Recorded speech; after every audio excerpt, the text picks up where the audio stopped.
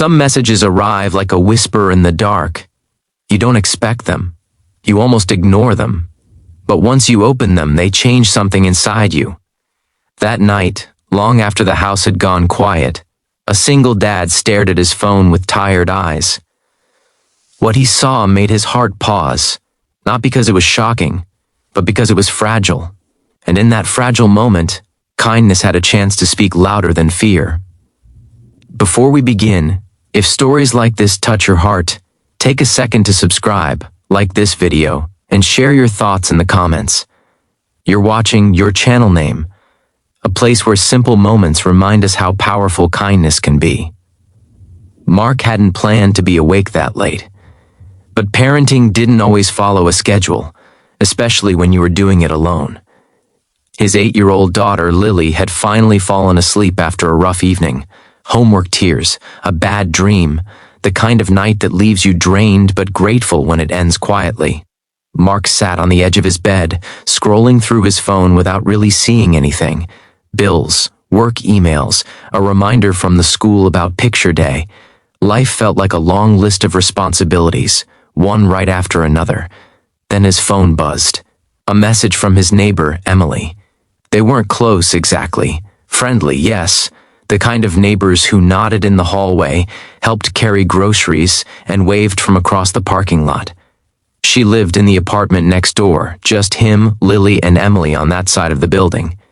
Mark hesitated before opening it. It was late, almost midnight. The message was short. "Hey, sorry to bother you so late. Can I ask you something?" He typed back quickly. "Of course. Everything okay?" A few seconds passed. Then his phone buzzed again. This time, it was a photo. It wasn't what people usually imagine when they hear the words private photo. There was no pose meant to impress, no filters, no dramatic lighting.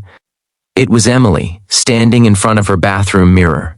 Her hair was pulled back loosely.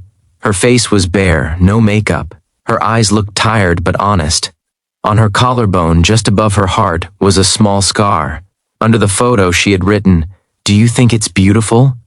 Mark felt his chest tighten. He didn't answer right away, not because he didn't know what to say, but because he understood how much courage it must have taken to send that.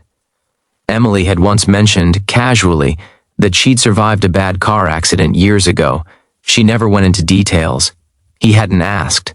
Some stories weren't yours to pull out of people. Now, looking at that scar, Mark realized this wasn't about looks. This was about worth. He thought of Lily. How she sometimes stood in front of the mirror and frowned at her own reflection. How she asked questions like, "Am I weird, or do people like me?" Mark took a slow breath and typed carefully, "Yes, I think it's beautiful." He paused, then added more. "It looks like proof that you survived something hard, and that matters." The 3 dots appeared, disappeared, appeared again. Then a message came through. "I almost didn't send that. I've hated it for so long." Mark replied, "I get that. We're usually hardest on ourselves." Another pause. "Thank you for answering," she wrote. "I just needed one person to be honest." Mark put his phone down and leaned back against the headboard. He felt something warm settle in his chest. Not pride, not excitement, but a quiet sense that he'd done the right thing. He didn't think much would come of it. But kindness has a way of echoing. The next morning, Mark saw Emily in the hallway as he walked Lily to the bus stop. Emily looked different. Not brighter exactly, but lighter, like someone who had slept a little better. She smiled. "Good morning." "Morning," Mark said. She hesitated, then added softly, "Thanks again, for last night." He nodded. "Anytime." From that day on, small things began to change. Emily started leaving an extra cup of coffee by his door when she knew he had an early shift. Mark helped her fix a broken shelf in her kitchen.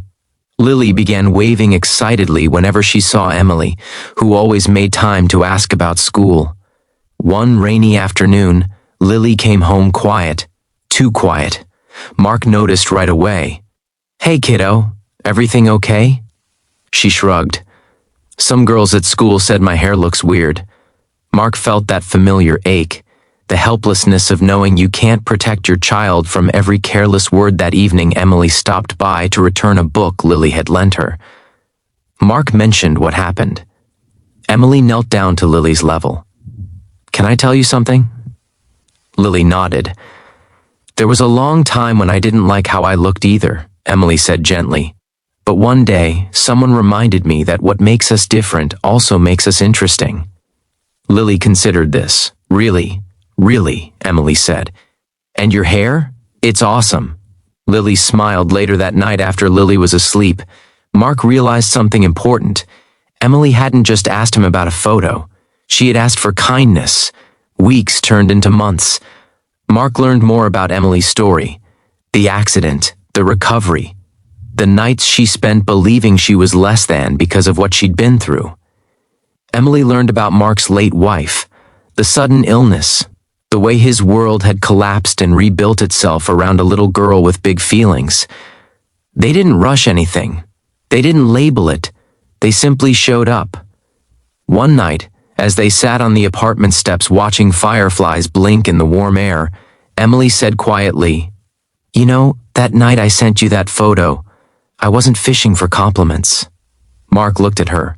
"I know. I just wanted to know if someone could see me and not flinch." Mark swallowed. "I didn't flinch." She smiled. "That's why it mattered." Kindness doesn't always come in grand gestures. Sometimes it's a few honest words typed late at night. Sometimes it's listening without trying to fix. Sometimes it's seeing a scar and recognizing strength instead of damage. A year later, Lily drew a picture at school. It showed 3 people holding hands in front of a little apartment building. When Mark asked her who they were, she said, "Us. Because we're kind to each other." Mark felt his eyes sting that night after Lily went to bed. Mark sent Emily a message. "Hey," he wrote. "Do you think we're doing okay?" She replied almost instantly, "I think we're doing something beautiful." And she was right. Because kindness, when given freely, has a way of turning late-night doubts into lasting connections. It reminds us that being seen, truly seen, can heal wounds we don't talk about. So if you ever find yourself holding back a kind word, afraid it won't matter, remember this. It might be the exact thing someone needs to hear. And it might change more than one life. Kindness always finds a way to come back.